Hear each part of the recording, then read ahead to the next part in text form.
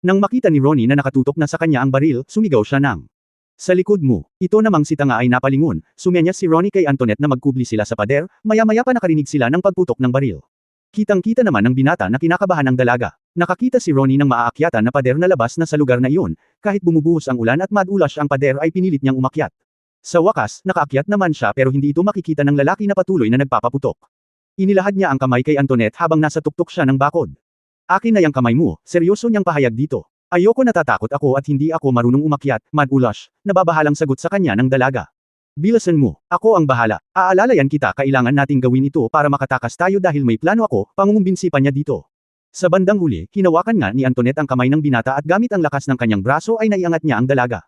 Nang pareho na silang nasa tuktok ng pader na bakod, magkahawak kamay silang lumundag pa ibaba. "Tere, takbo na tayo," tugon ni Ronnie, samantalang yung lalaki ay nakita na rin sila, pinapaulanan sila nito ng bala. Nasa tuktok na rin ang pader ngunit sa kabutihang palad ay hindi sila natatamaan.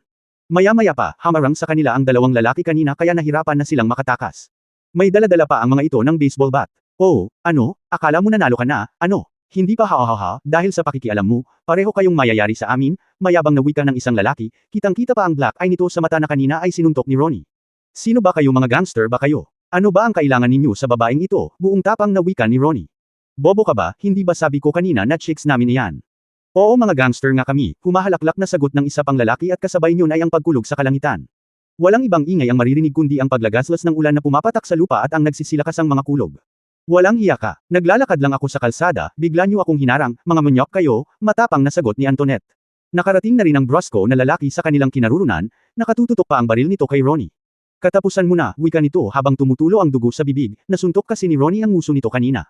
Biglang natawa si Ronnie nang iputok na nito ang armas dahil ubos na pala ang bala nito. "Paano ba iyan? Nagsayang ka kasi ng bala kanina, abay mukhang mabubugbog na naman kayo," buong pagmamalaking sabi ng binata. Nagulat siya nang biglang may humambalo sa kanya sa likod ng baseball bat kaya plakda si Ronnie sa lupa. Iyon ang naging pagkakataon na hambalusan siya at pagsusuntukan, lumapit na rin ang mato na lalaki at isinandal siya sa pader at nirepido nito ng suntok ang kanyang tiyan. Maya-maya pa ay binuhat siya at ibinalibag sa lupa kaya napasigaw sa pag-aalala si Antoinette pero agad na bumangon si Ronnie. "Ito na ang pagkakataon ko para gamitin ang Brazilian Jiu-Jitsu na natutunan ko," wika niya sa sarili. Nang makita niya ang mga binti ng mato na lalaki ay sinunggaban niya ito kaya natamba ito. Pumaibabaw siya sa katawan nito at pinaulanan niya ng mga suntok.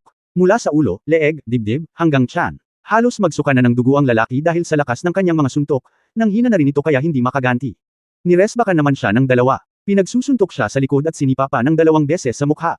Inaamin ni Ronnie na sobra siyang nasaktan doon kaya bumangon na siya at hinarap ang 2 lalaki.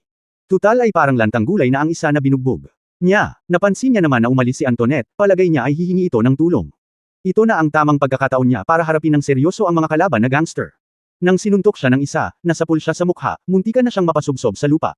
Timuhuran rin siya ng isa sa kanyang tiyan kaya medyo nanghina siya at nang susuntukan uli siya ng isa, sinalo niya ang kamao nito ng kanyang palad. Humugot siya ng lakas at hinawakan ng mahigpit ang kamao nito at buong gigil na pinilipit ang braso.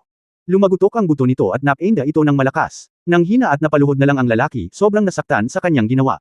Nang sisipain naman siya ng isa, sinalo niya ng palad at paa nito. Lumapit si Ronnie ng bahagya at siniko ang mukha kaya nahilo ang lalaki at natamba. Babuhatan na sana ni Ronnie ang lalaking iyon para ibalibag ng awatin siya ng 3 pulis na kasama ni Antoinette kaya ibinaba niya na ito. Nasumbong na pala ng dalaga sa awtoridad, narinig pa niya sa babae na mga gangster raw ang mga ito at muntikan na siyang gawa ng masama, mabuti na lang ay dumating si Ronnie. Agad namang dinakip ng mga pulis ang 3 kakalakihan na nahihimas-masan na mula sa pagkakabugbog ni Ronnie. Pinusesan ng mga ito at isinakay sa police car para dalhin sa presinto. Samantala, sabay na sila ni Antoinette na umuwi ng bahay. Malakas pa rin ang ulan nito pero nakahinga na ng maluwang si Ronnie dahil naiuwi niya na ang dalaga ng ligtas at walang galos. Samantala, habang ginagamot ni Antoinette ang mga pasa at sugat ni Ronnie sa mukha, biglang nag-uusisa ang dalaga. "Saan ka ba natuto ng martial art?" Napabuntong hininga ang binata at masungit na nagsabing, "Huwag ka nang maging tsismoso pa. Gamutin mo na lang ang mga pasa ko." Napasimangot naman si Antoinette nang marinig iyon sa kanya pero hindi nagtagal ay napangiti siya. "Iyan ka na naman, bumalik ka na naman sa pagiging suplado mo, ah. Anyway, salamat, kung hindi dahil sa iyo ay baka napahamak na ako. Pakiramdam ko tuloy na isa akong prinsesa na inililigtas mo." Agad namang tumutol si Ronnie. "Hindi no. Wala akong choice kundi ang iligtas ka dahil cargo de konsensya ko habang bahay kapag may nangyari sa iyo, kahit sino naman ay ililigtas ko kapag nakikita kong nasa delikadong sitwasyon." "Aba, ang sama mo talaga. Ang harsh mo magsalita pero ayos lang. By the way, gusto mo bang yumaman ha, Ronnie?" Napatulala at na-intriga naman ang binata nang marinig iyon. Bigla niyang naalala ang pambabasted sa kanya ni Gina. Gusto niyang yumaman para ipamukha sa babae na kaya niyang tapatan yung boyfriend nito. Maya-maya pa ay sumagot na siya dito. Oo naman, Antoinette, sino ba naman ang ayaw na yumaman? Syempre gusto ko, pero sa papaanong paraan at teka, sino ka ba talaga? Taga saan ka, Antoinette? Matapos magtanong ng binata ay napatitig sa kanya ng seryoso ang dalaga. Para sa pagpapatuloy ng kwento huwag kalilimutang mag-like at mag-subscribe sa ating YouTube channel. Maraming salamat po.